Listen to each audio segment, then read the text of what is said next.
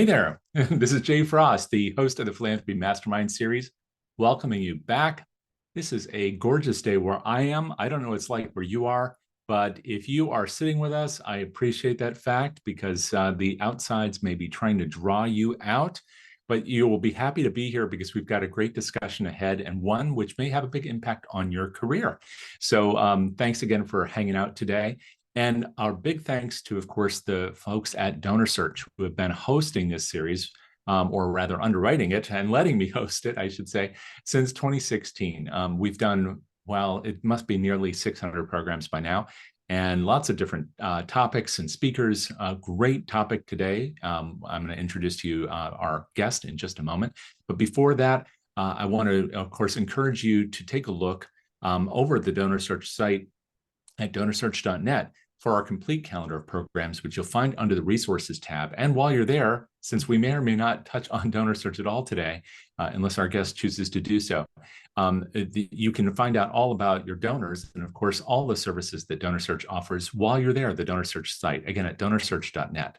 So I hope you'll check that out. You also see at the beginning today, we had a little QR code, also at the end. Those are places where you can learn more about your donors, but also learn about this series. So we hope you'll sign up and follow so you can, of course, participate in everything we do this year. We will have somewhere in the order of 120 plus programs. So thanks again for hanging out for today's. We want to make sure that you're a part of the conversation, though, so it's not just me asking questions. Yours will be better than mine. And so that means we want to make sure you use two things. You'll see them at the bottom of your screen typically, the chat and the Q&A. Those are yours to play with. Please do warm those up, though, if you would. It's a great gift to our guest. If she knows where you are coming in from, maybe which organization, if you want to list that, which part of the country or the world, we would love to know. So please do just warm up the chat and say howdy. We'd really appreciate your doing that. And thank you already from Lorton, Virginia, which is not far from where I am. So you're enjoying this weather too, Reed. It's really good to see your name here. So everybody, please do feel free to join Reed in doing that. Cedar Rapids, thank you, Melissa. Lee there from Fayetteville. That's very nice to see too. Southern Utah, Michaela. Wow, that's great. We've got Mike in Princeton and Leslie from New Orleans. Now it's going too fast for me. So Julie and two Julies in a row. Thank you. Santiago from LA. It's going to be a great group here. And this is also a great place to not only let us know where you're coming in from, but as we entertain this conversation, to let us know what's on your mind. Because, of course, today's topic is this issue about having your own research consultancy. What is it that a person could do to do that? And to have that conversation, of course, we have the benefit of Kelley McGeehan. So, Kelley, thank you so much for being here today and hanging out and talking with us. And for those who don't know, she's the principal consultant at Conduit Philanthropic Intelligence Partner. She's been doing that since 2011, but she's been in the field since way back to 1995. So she has been around the block a couple of times in this field and brings all that to her practice. And she's going to share a lot of that with us now. So Kelley, thanks again for hanging out today. Thank you very much for having me. And thank you for saying that I've been around the block a couple of times. Now I'm feeling very old. No. Well, this is just to say that you didn't just start this business yesterday, and you brought some sizable experience working in major gifts, working in research, all of that to a practice. And those lenses really help to bring focus for your clients. But how did this whole thing start for you? I mean, how did you decide to do this in the first place?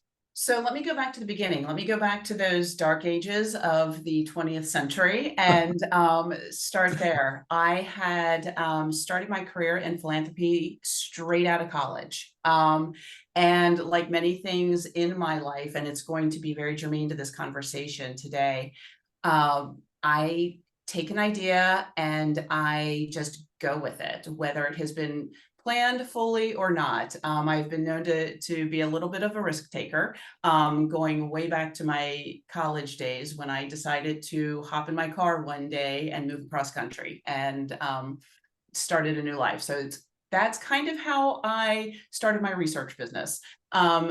But going back to the 1990s, when I graduated college, my first job out of college was with a philanthropy team up in New York City at a small Jesuit high school.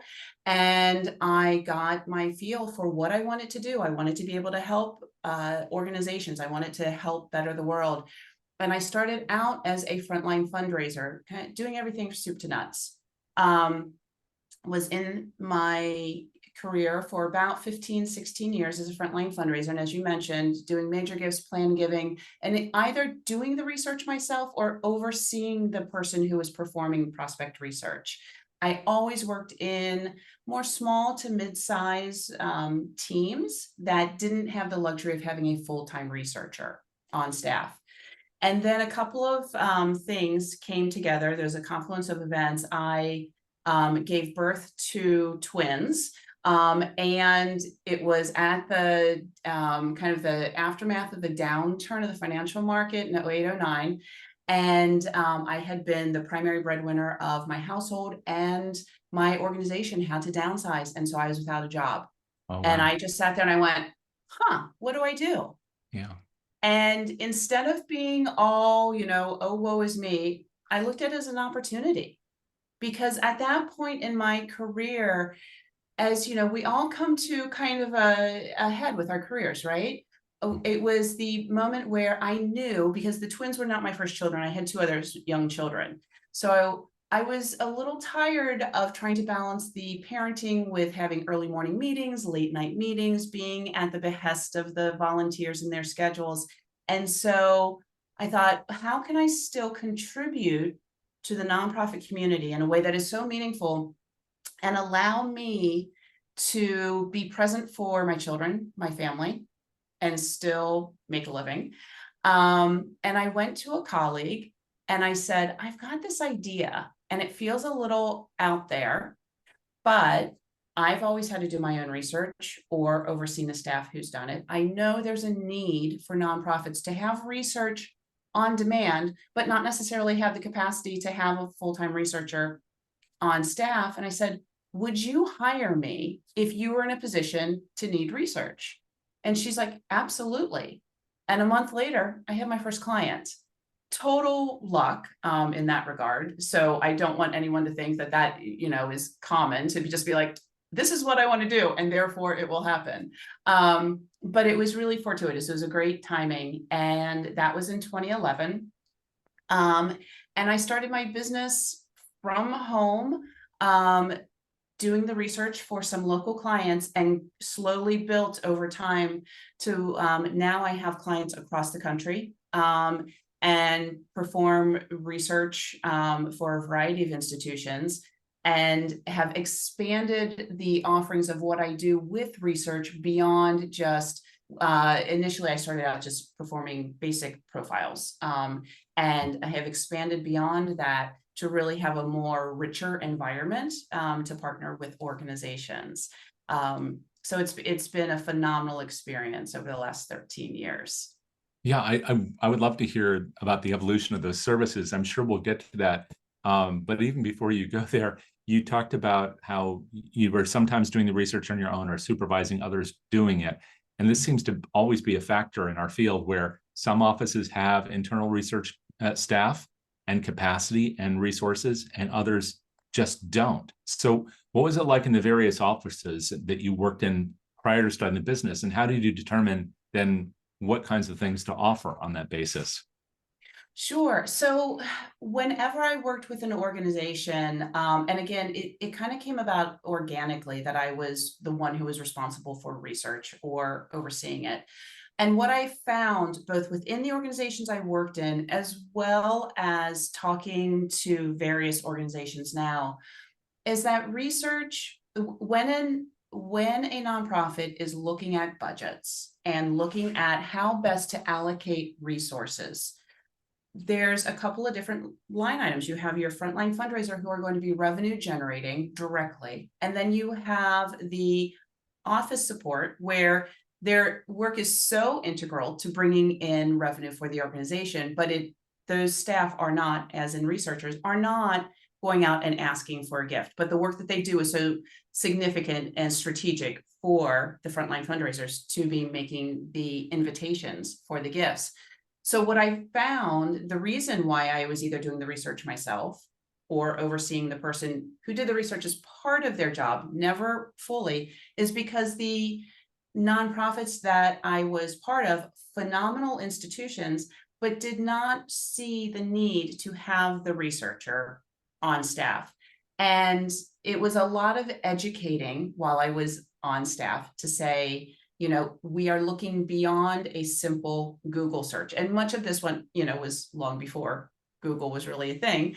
And, it's much more involved. And now we have things such as DonorSearch that make the information so much more readily available. But trying to put together information that is germane and strategically enhances the conversation for the philanthropy officers to be deciding how to invite a donor to make a gift. For example, I had the opportunity at one institution. I was overseeing a staff person, and I was trying to educate them on how to create research. And so they had done a very deep dive into someone who is quite well known. And they included the fact that the person had been expelled from high school, from a well-known high school. Yeah. And I said, let's not share that because it's not germane to the strategy development. And she's like, but it's information that's out there. And I'm like, right. And so it really provided a forum to talk about the public information that we use for our research in a way is it strategic to furthering the engagement, or is it information that we don't need to share? Yeah. Material. I wonder how much those attitudes have changed with time as well about what's pertinent, what's germane to what we do. Because now so much is accessible, like you say. I mean, because if to use my indelicate expression, if you've been around the block twice or whatever that number was, I said I've been around it at least 45 times. So when I started in the field, many of these things did not exist at all, and they certainly didn't exist in the form that they are today. And so sometimes, I don't know, I get the impression that sometimes people's desires are informed by what's on the menu rather than what is important to eat. So can you talk about that a bit, about what you see as being germane maybe now that maybe it wasn't before?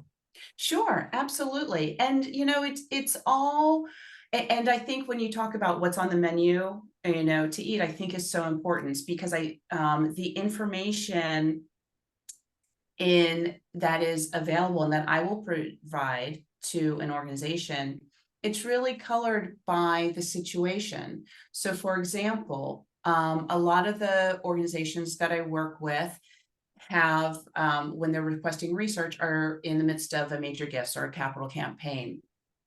And so we are looking at a significant, could be the largest gift that this particular donor has been asked for from the institution or from anyone. And so we want to take things into account, for example, their age and who their family members are. I'm not concerned if they have young children, older children, no children from a, social perspective, but we do want to take a look at it as far as how that might impact the level of gift that they could consider based on other factors in their life. Have they been married previously? Do they have a blended family? These are all pieces that are important when discussing the components of how to ask for a gift that will be respectful. So, saying, for example, that a particular prospect has been, married and divorced 3 times, if you put it in those terms, it's not really important. But if you talk about, and frame it as they've been married and they have children from this relationship who are adult and who might be involved in the conversation. They have children who might have additional needs that they are going to be very tied to the family for an extended period of time. Or they have children who are off on their own and are running their own successful businesses. These are all very different scenarios that help to inform the philanthropy officers on how to respectfully frame a solicitation of that particular person. You must be going through a lot of material to develop something of that depth. So it's not necessarily the weight of the document you're delivering, but it's the analysis that you're doing. But to do that analysis, there's a lot that goes into it. And I'd love to hear about that, as well as how you set all that process up for yourself. before we do that, I want to make sure I encourage folks who are with us in the room. If you could tell us maybe in the chat whether or not you're using resources right now, what kinds of resources are useful to you, what you look to develop information. That'd be an interesting comparison point to what you're going to share now, Kelley. So what kinds of resources do you use in order to figure out whether or not someone's not just in a position financially to do something, but whether or not it's meaningful to them, whether or not there's a marriage or an alignment of values and interest? Absolutely. So DonorSearch is far and away one of my first tools that I use, and not just because they're hosting this, but I have been working with DonorSearch since the early days, I will use LexisNexis and iWave, and I will use newspaper subscriptions and Standards and Poor's and Dun & Bradstreet, Rocket Reach and Zoom Info. And again, going back to a basic Google search and pulling in all of the details that are public. I will only utilize public information. And so I will also scan social media sites using the LinkedIn and other social media sites to get a flavor for where a prospect's interests lie. But there are a tremendous amount of free and paid resources. Foundation Directory, one of my favorite resources, especially when I was first starting my business, was going to the local public library, because many library institutions have the resources that you can utilize for free. Oftentimes you have to go into the branch or the main branch, but it's a great way for individuals who are looking to start either their career independently or on the side while they're working full time, without making the significant investment into the myriad of subscription services that are available. Right. And in fact, we have a note from Julie. Thank you, Julie, just saying that on her list, it's LexisNexis, DonorSearch, Research Point, which is, I believe, the Blackbaud tool, Google, of course. We all use Google for everything, although Google itself is changing, which would be fun to talk about in a second. Social media sites, Rocket Reach. And if there are others in the room that want to share some of the things that you use, we would, of course, welcome that. I wonder, as you think about those resources, and then, like you said, a person who maybe is on the inside and contemplating going on the outside, either doing a bit of work on top of it for clients to get a flavor for it, or just to supplement income, or to just enjoy the opportunity to work with other kinds of missions. There are lots of reasons why people do this. Could you talk about whether or not there are issues of ethics or appropriateness in using internal resources to conduct that research? You just talked about the library as being a place where we can go and get it done, which I love, because that is so true and we rarely use it well. But are there also reasons not to use resources you might have available to you within your current institution? And that's that can be a sticky wicket. And I would encourage anyone who is looking to start their own freelance consulting, contractual work, whatever you want to call it, to avoid using the resources within their institutions. I have spoken to many organizations who have very emphatically said, no, it's against our policy to allow these resources to be used for anything outside of the purposes which are focused on raising revenue, raising funds for our institution. So I would caution anyone before they would think about using the resources that they have access to and are comfortable with and have set up in a way to create the searches that they are most familiar with, to make sure that they read through their employee literature to make sure that it is possible, or if it's not, just to prevent any infractions that might be bestowed on them. Sure. Are there any other cautions about getting started in terms of your own workplace, about things that you do or do not want to do as you're exploring this other opportunity? So oftentimes, As an outside researcher, I have to sign an NDA, a non-disclosure agreement with organizations, which basically means that any information that is shared with me from within an institution, I am allowed to use it for the sole purpose of their needs. So as in, I need to receive names and addresses in order to create research. I cannot use that information or share it with other organizations that I'm working with. And the same would hold true if you are currently employed at an organization and are looking to do some supplemental research, that you should not be utilizing the information internally from your organization for the betterment of other organizations. So you have to be mindful of that. You want to be mindful of really keeping a firm line between the time that you're working that is allocated to your full-time job versus the time that you are doing work for other organizations. And whether it is another organization, whether it's another consultant, you know, how you are presenting yourself to your employer. You always want to try and be very firm with the line so that you don't have any risk of you know, losing your full-time job if you get started. Right.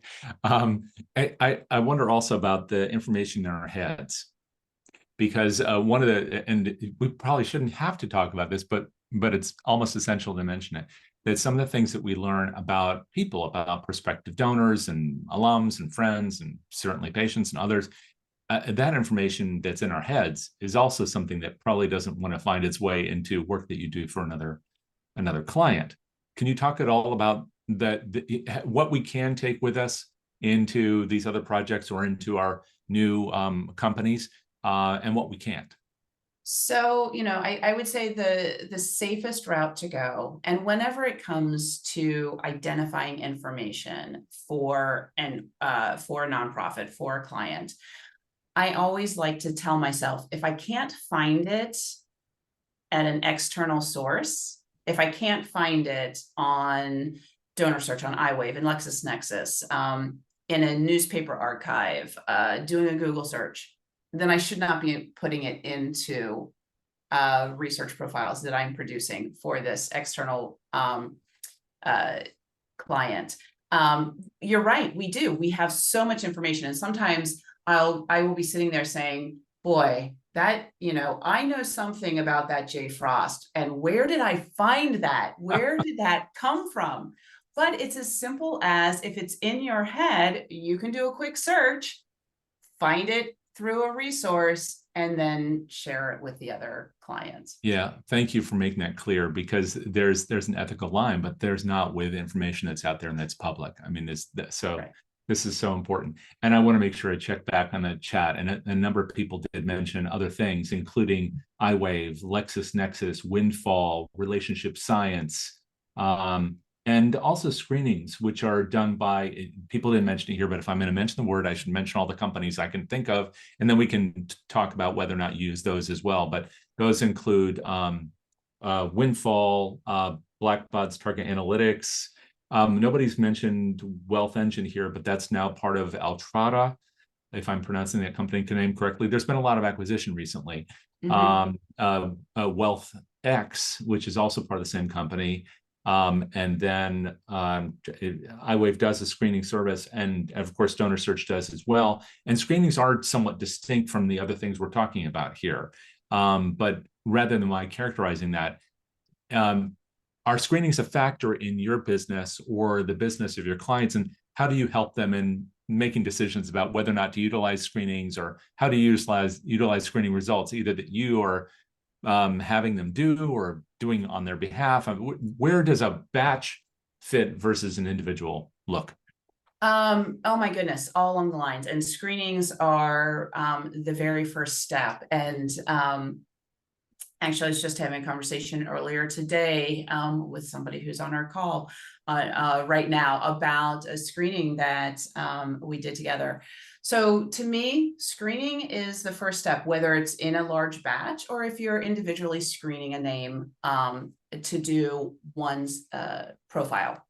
It gives you the basic information. It's the starting point, if you will. I often equate,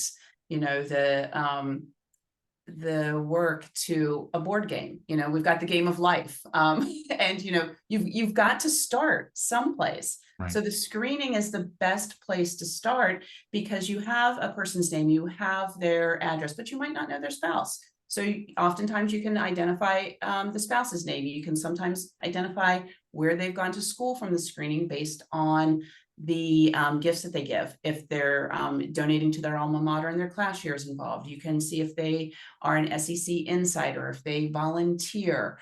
You can get an idea for a wealth capacity. And oftentimes I will use that wealth capacity and then verify it through my own algorithms to compare and contrast the information that has been identified through those screenings and what I find externally. So that is step one. And then I go through a list. And when I am working with, because I do work with a variety of organizations, kind of getting back to my business and the business side of things, I keep a very firm structure with how I perform my research. And so I have a strict structure in which I will start my research and I will end it. And I go through all of the steps, regardless of what organization I'm working for. One, it allows me to speed up my work because I'm following a routine and a system. It allows me not to miss any of the steps and potential resources that I normally use if I happen to forget, and went out of sequence. And I like to use various resources, subscription services, whether it's LexisNexis, iWave, DonorSearch. I have subscriptions to all three, and they all capture information differently. Right. And so by being able to pull it all together, I can create a richer response. So with those screenings, I will either perform screenings for organizations, or oftentimes they will have a subscription to, one of the wealth screening companies that will include a certain number of screenings with them. And so I'll utilize their screenings, and we can use it to segment out the database, and we can utilize it to prioritize different groups based on their needs. I can assess the screenings, I can validate, and I can provide additional richer information, and then on down the line to a super deep, thorough research of an individual for a transformational level gift. Wow, there are so many things I could ask you about in there. And just to touch on a couple of things that you said that really hit me. One is about your own algorithm. So your own formula for making sure that you're not just taking a list from a vendor, and all these vendors are great. I mean, they all have different, I love it that you said they each have kind of a different view of the elephant, which is true. It's the wise men, the elephant here. They're all great companies. They're doing things differently. The idea that they're all a commodity and you have to pick one over the other is, I don't know about that. But let's assume that people have all those resources. Then there still has to be this view that a person like yourself takes to bringing it all together and making it meaningful. So I don't know what you can share about that algorithm, but that would be interesting to hear at least how you developed your own algorithm, if you don't want to share the components of it. And then similarly, you talked about going through a checklist. And I don't know if you want to share what your checklist is, but you might be able to talk about how you developed a checklist, which is material to you and to your customers. So how did you develop something that made you not a commodity, but in fact gave you that value add with your algorithms and with your checklists? So oftentimes, I will have conversations with organizations, and they're like, we think we need you, but we don't, but we've got this tool. And again, Right. insert DonorSearch, iWave, Research Point, whatever, we've got this tool. So why do we need you? So the tool is fantastic. And over the years that I've been performing research, I have seen such a tremendous growth in all of the tools with the accuracy of which they are reporting data. So, which I'm thrilled with. And I do not believe that it is going to eliminate jobs for any researchers, because there's still that human element. They're still pulling all of the pieces together. So what I do is I will review that information for accuracy. For example, just earlier today, I was working on a very simple review process for one of my clients, and they had used their data points from their vendor, and I'm going to completely blank on what vendor they use now, so we'll ignore that. We'll just say vendor A. And then I took the prospects and I happened to run it through DonorSearch. And so I did a compare and contrast. So they had a capacity rating from their vendor. I had the DonorSearch capacity rating. Now, interestingly, the DonorSearch capacity rating came in at $2,500 to $5,000, which is, as we know, super low. So I happened to look at it. Well, the prospect's name was transposed, the first and the last name. So I flipped the names around, and they now are $1 million prospect because the information came into my client incorrectly. And so by taking that, because I saw them and I saw that they were related to, but not the owners of a property that was a multi-million-dollar property. And I'm like, wait a second, something's not right here. So I did a little search, flip-flopped their names, and their capacity rating completely went up through the roof. So they went from somebody who would be engaged at one level to a completely different level of engagement for the organization. Yeah, this is so important, and it gets to the heart of this validation piece, which you also touched on earlier. And it's so valuable. If all we were talking about today is here's the argument for doing research, whether you're doing it internally, externally, or both, like we're talking about with your business, validation is one of those things that if we don't check results, it's like not checking, a result or getting a second opinion from a doctor. I mean, it's just, it maybe it's okay to slide through if we're just asking people for $25, but if we're trying to raise $250 million and we have to do that among a small group of individuals, we probably want to have a pretty good sense, not only that what our whole file is, but also who these people really are, what they're really about, and have validated that information the ways that you're talking about. I love that.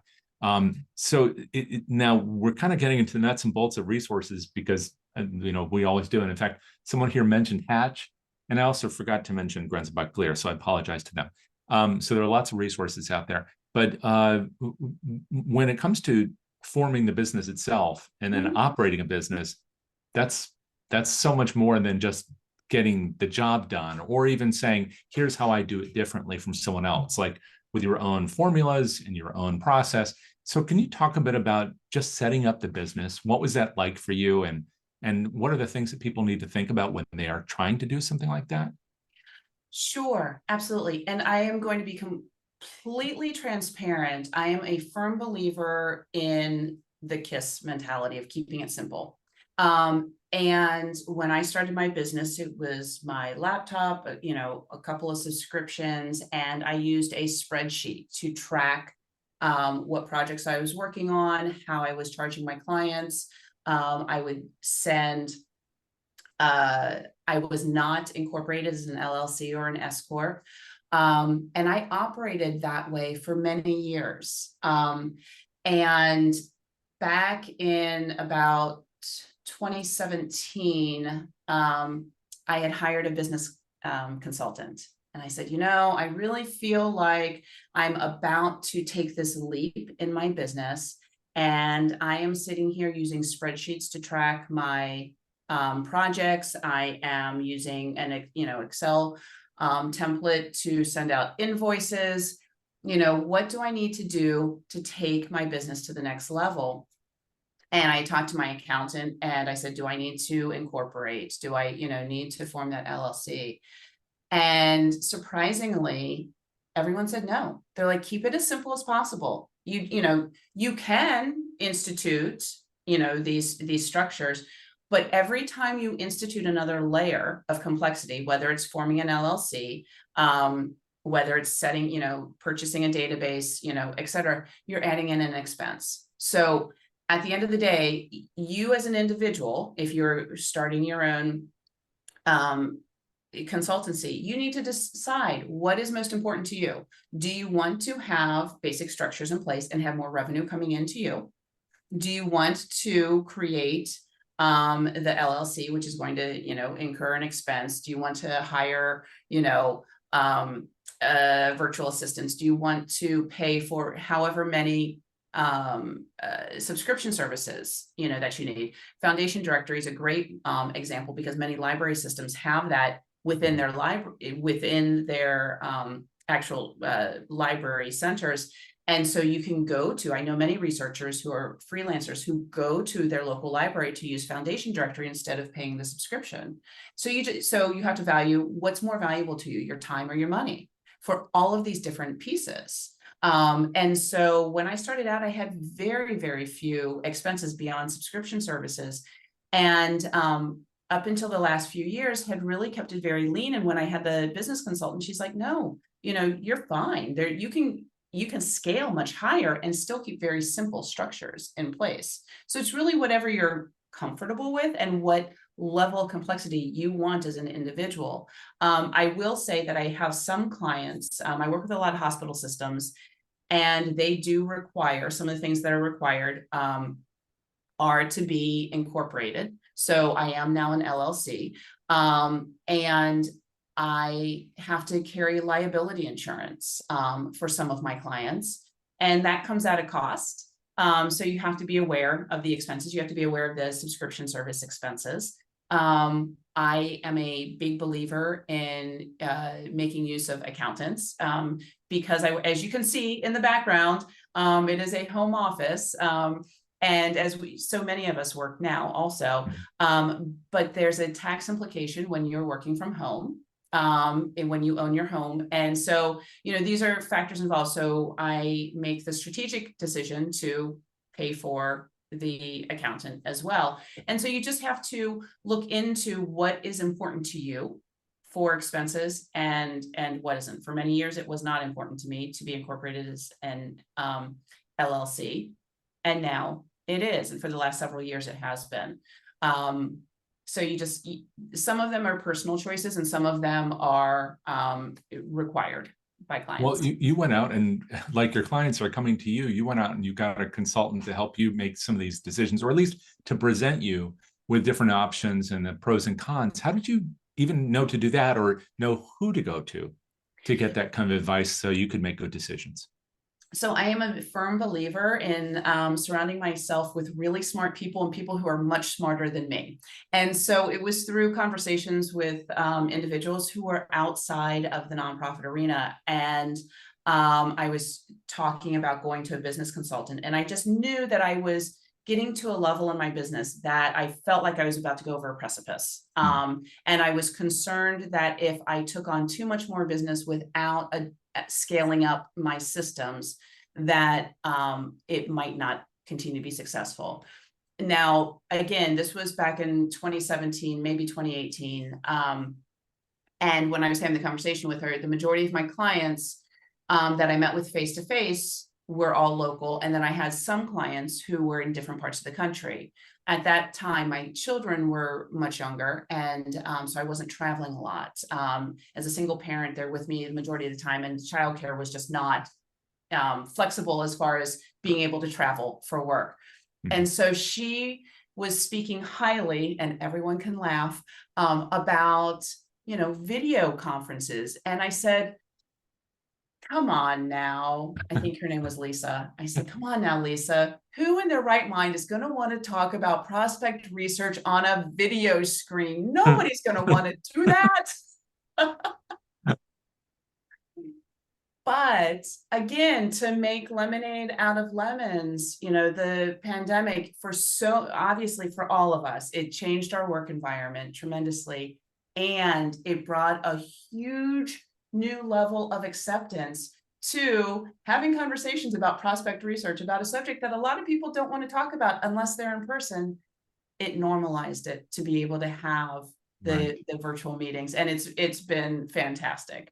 And probably on the marketing side too, which is something I know we need to jump into, about how you promote your business. In fact, it came up here, but before I get there, I think Karen had also mentioned that validation is challenging, especially when screening individuals with common last names, which you were talking about, and no middle initial, which happens a lot on client files. I cannot tell you. How do you address that issue for clients? So maybe that's something you can talk about. But also, our friend Poonam is here. It's great to see you, Poonam. Asking about sending work back to your clients, and how do you do that? How do you transmit? And maybe I might add to that, how do you get work from clients? I mean, one of the reasons for asking, of course, is data security, which is of concern to many of us. So maybe this is really getting into the nuts and bolts of things, but I know there are different questions, but Karen's about this issue about that validation process, and then Poonam's about moving data back and forth. Can you talk about some of the nuts and bolts of conducting things for your clients? Absolutely. So the validation with the lack of middle initial, I completely agree, especially with the common names. When somebody sends me a, not to pick on, John Smith, but poor John Smith, get when there's no middle initial. And it's hard. So again, you have to look at what are the pieces of information that we know. We know their first name, their last name, and their home address. These are things that we need to know in order to perform screening. That is the very basis of what I tell my clients whenever they need research. All I need is a first name, a last name, and a home address. Anything beyond that is gravy. It'll take me longer to get there. How do we confirm? How do we validate? Is if they own a home, look at their how their house is titled. Does it have their middle initial, middle name? Does it have their spouse's name on that title? Look at if voter registrations, if you're in a state where you can see the voter registrations, or any other public information that can tie their middle initial to their spouse's name. Again, I'm going to pick on DonorSearch. DonorSearch will provide all of these charitable gifts.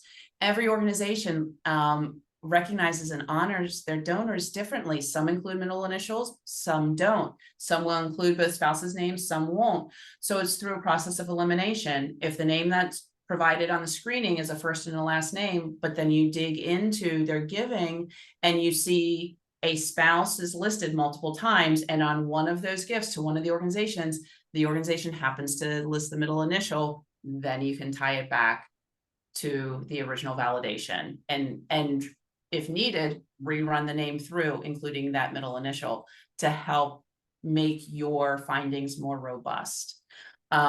So that is about the middle initial. And then as far as the data transfer, completely different subject. I rely on open communication with my clients as far as what their security level and their security needs are. We don't need to mention data breaches, have happened across all industries, for many years. And there's a lot of concern, rightfully so. The data transfer, I put in the same bucket as the non-disclosure agreement. I don't produce non-disclosure agreements, nor do I provide a data transfer structure, a secure data transfer structure for my clients, because every client has different needs when it comes to secure data transfers.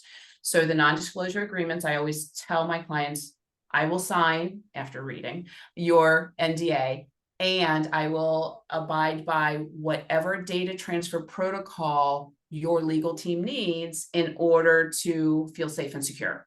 And that varies from a specific, using a Teams channel, using a Dropbox. Some are fine emailing. There's different levels. Some organizations give me access to their database. Some send me reports out of their database to incorporate into my research. Some say, nope, we will give you specific information, and that is all that you can have, because our legal team won't let you have any more. Yeah. Access. It's so interesting, because as you talk about this, it illustrates another piece, which I'm sure you deal with every day, and everybody with starting their own business does too. And that's at the level of understanding among our potential clients varies so greatly. And it's not just technical understanding, it's also their interpretation of everything, including their own policies and procedures, and their own relationships with their own clients and customers and donors. And then when you're on the receiving end, like yourself, by asking the client to be responsible for those elements, it is asking them to think carefully about those things. But it's also true that, sort of like the video conferencing, we can laugh about that, but now it's ubiquitous, right? I mean, we're doing it right now. In the same way, getting a platform, like you said, Dropbox, or there are a dozen others, there are lots of ways that clients can relatively securely transmit information of all different types to one another. And I would hope that more nonprofits would avail themselves of those things. So when they're working with a person like you or whatever they're doing, they can do things in the most secure manner possible. But they don't all understand that equally, I guess. They don't. And I always have to say that after having run my own business for 13 years, what you're hearing me say now and what I do now is not what I have always done. So back in the early days, I felt that it was my responsibility as the vendor, as the consultant, whatever you want to call me, that I needed to provide those secure transfer mechanisms. Well, the reality is, I couldn't predict what everybody needed or wanted or required from their internal operating systems. And so I quickly shut down that process and I said, use your own internal secure transfer that you're comfortable with. I can, and I was just telling someone the other day, they asked if I had a non-disclosure agreement. I said, no, I don't, because everybody needs something different. And I would much rather sign something and eliminate a level of bureaucracy by me sending a non-disclosure agreement to an organization that they have to then take up through their channels to get approved. Whereas if they already have one approved, I'll sign it and it's no skin off my back. Sure. But I think this is where, touching on what you're saying about organizations, almost not knowing what they don't know as far as the data transfer and all that. I think it's really incumbent as a consultant to be able to think outside the box, that not everything is going to fit in a nice, neat little box for every client. And you have to be willing to meet them where they are, think outside the box, and super, super important, be willing to say no. Because if what they're asking of you, of me, of anyone who's running their business is not true to how I work, what my beliefs are, what I can do, it is so much more important to say no to an opportunity to open up the space for other opportunities that are in line with your work style, with your ethics, with your work structure, everything. But it's a hard lesson to learn, especially when you're trying to get off the ground and you want to say yes to everything because you don't know where the next opportunity is going to come from. And I do want to talk about finding those opportunities, and I know that it's going to be different for everybody, but that's something that's very important. But before we go there, can you that idea about saying no is so important. What is it that you have to say, that you've determined that you need to say no to? What kinds of things are on your no list or should be on a consideration of someone's no list?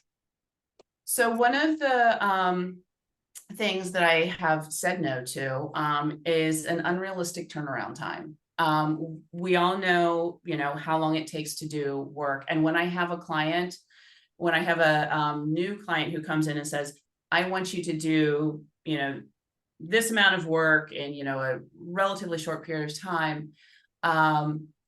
I've told people no, because it's not realistic, because I'm not going to put my relationships with other clients at jeopardy for one client. I think that is super important. Another thing that I have said no to, I have had clients ask me to use data from other organizations. For example, I've had clients say, well, I know that you've done work for another organization within our community. I'm sure you've researched, insert prominent name. Can't you just take the profile that you did for this other organization for us? And it's like, no, I cannot, nor will I. And those are, they've happened. Not frequently, but they have happened. Right. And there are lots of things like that where sometimes it's also just observing the ethical policies of our profession. I mean, APRA, AFP, et cetera. And there's an allusion that Poonam made about best way to work with hospitals in particular, which I think could take us down the road of discussing HIPAA, which unfortunately we wouldn't have time to do today. But there are things like that where I'm sure that they also inform your practice, or should inform anybody's practice who considers these things, and not just data security, but in this case, ethics of of looking at certain kinds of information. I wanted to ask you about something you said earlier. You mentioned how you were straight out of the gate. You had that first client, and that doesn't happen to everybody. And you were fortunate in that and it sounds like they knew you and they trusted you. And then you built the business over time. Perhaps you could talk a bit about, maybe in a generic way, how people can apply what you did. Both a relationship of trust, which might lead them to early opportunities, but then also more broadly, how they then grow the practice. Is it through advertising? And if so, how? Or is it by word of mouth? What kinds of things have been most effective for you and other people you know in this kind of practice? Sure. So my very first client, I actually didn't know. Oh, I met them through a mutual colleague. hmm. And so they asked me to perform research. And so in that particular instance, I did something that, even looking back on it 13 years later, I'm very comfortable with, but I'm also going to caution against it. So I like to play both sides of the coin. So when they hired me, and this was back in the day, and everybody who's, part of this, I'm sure, has the same experience. 13 years ago, people wanted these long, intense, profiles on regularly. Now I feel like most people just want a very short snippet, and rarely do I get requests for long, in-depth, um, uh, uh, profiles and in-depth dossiers. But in this instance, that's what they were looking for. And I said to them, I'm like, you're taking a chance on me, and I am just getting started. So I made an agreement with them where I charged a lower rate than what I knew I wanted to eventually charge, because I was learning and because they were taking a chance on me. So I was making this mutually beneficial opportunity. I was being given an opportunity. I needed this opportunity to learn how to research for an outside organization, as a consultant. And they were, basically saying, yes, we know that Kelley has researched before, that she was a full-time philanthropy officer, but she hasn't had her own business. So this is very different. So we came to this agreement. And it worked out beautifully. And we worked together for a few years. And then I would take on more clients.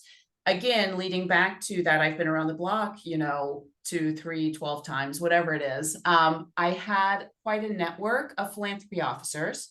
And so I started letting people know that I was performing prospect research.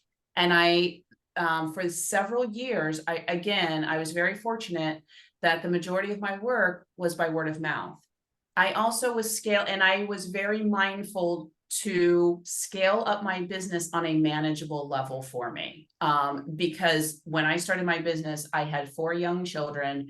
I still wanted to make them a priority. And so I said, I can adjust how much I market, how much I promote myself, as I am able to take on more and more work.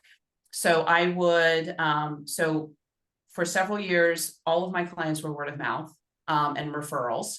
I would speak at local APRA and AFP meetings about prospect research. I would go to the conferences whenever I could. Now, here's another piece of it. When you're on your own, when you're self-employed, we can all have the frustration and the gripe, or the joy, however you look at it, when it comes to budget time within your organization, and say, oh boy, I want to go to 2 conferences, or I want to go 3 conferences. And they come back and say, well, you can go to 1 conference this year and you need to pick which one.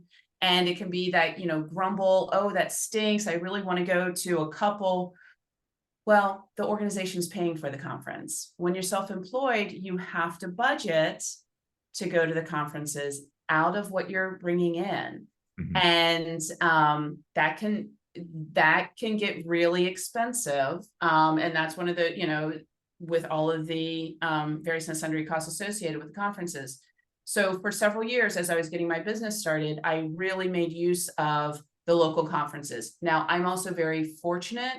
I live outside of Baltimore, Maryland. And so Baltimore and DC are very, are hotspots to have a lot of conferences. So I can go to many within driving distance. But marketing, utilizing as many ways to expand your network as possible. speaking engagements, connecting with people on LinkedIn, having a video call, having that virtual cup of coffee, and then really having a presence on social media. And so many people, it used to be just LinkedIn, and so many people are transferring over to other social media outlets in order to promote their businesses. And so it's really whatever works best. Having the videos on YouTube. A lot of consultants are making use of that now as well. But keeping it mindful as far as what scale you want to grow and how you want to grow, and making sure that you have your systems in place in order to accommodate your growth so that you can always provide the services that you're promising to your clients. Yeah, so now it's since 2011 to today. That's you've had a good amount of time. What's something that you wish you'd done differently, and something else which you just you recognize it today as a home run? So kind of the worst case and best case scenarios, having done this for now 13 years. Wow. Part of me, I go back and forth with worst case, because part of me wishes that I grew bigger, faster, because of opportunities and the fantastic relationships that I have built along the way with my clients. And yet, again, this is me. I am now, I'm a single parent of 4 teenagers, and I've had the luxury of being able to see them, daily, grow up and, and not have to keep my face stuck in my computer screen as if I would have been growing my business larger, faster. So it kind of goes both ways. Home runs. Wow. I think one of my biggest home runs, I felt so honored and so fortunate this past fall, back in September, I was invited to present at the AHP International Conference, the Association of Healthcare Philanthropy. And for anybody who is familiar with it, it's AHP or AFP. AHP is pretty selective in who they invite to present. And very rarely will they allow a consultant to present on their own. I did not. I was co-presenting with one of my clients. We had performed an 18-month project. And so we were presenting the case study of this project. And I was so honored, because looking around the room at all the other presenters, I was the only sole practitioner there presenting, which was a tremendous privilege to be able to be invited to that level of conference as a sole practitioner. And I think they recognized the work that we were able to do within the scope of the hospital that I was working with. And so that was a tremendous honor to be able to do that. And it probably should be mentioned that AHP does not focus a great deal on research. So to have you there to address something so critical to hospital campaigns when they are operating at such low margins, and the leaders in the industry are really focusing on things like research, AI as mechanisms to drive greater philanthropy, it really says a lot that they invited you to speak. So for those who are thinking, okay, I'm going to start a business. So do you have like 2 or 3 suggestions for what they should absolutely consider doing before they, hit the boat with the champagne bottle and get out there? Yeah. And it's might be totally different than what you're thinking. Primary things: be authentic. Be authentic with who you are and what type of work you want to do. Be open and honest with potential clients. Don't just take any type of work willy-nilly. Make sure you're very clear within yourself as far as, do you want to focus on analytics? Do you want to focus on screenings? Do you want to do deep dives of research? What does it look like? Do you want to have more of an operations and more of a database focus? Be authentic to who you are. Be open and honest with your clients. Be prepared to say no. And especially if you're looking to go out and start your own venture without maintaining a full-time job, which is what I did. Make sure that you have a certain level of assets in the bank, because you're not going to have, Because right now, when you're working a full-time job and you get the beauty of seeing that direct deposit, seeing that paycheck every 2 weeks or once a month or whatever the time period is, that's not the case when you're starting your business. You need to have the determination and the discipline to say, this is how much money I need, for X period of time. Is it 6 months, 4 months, 8 months? It depends on where you are, but you need to have a certain level of revenue. You need to have grit and determination to know that you're not going to secure clients every single day, that there are going to be some months that are fantastic, with the level type of work, and there are some months that aren't. And my best piece of advice that I can give is to build the relationship with the clients.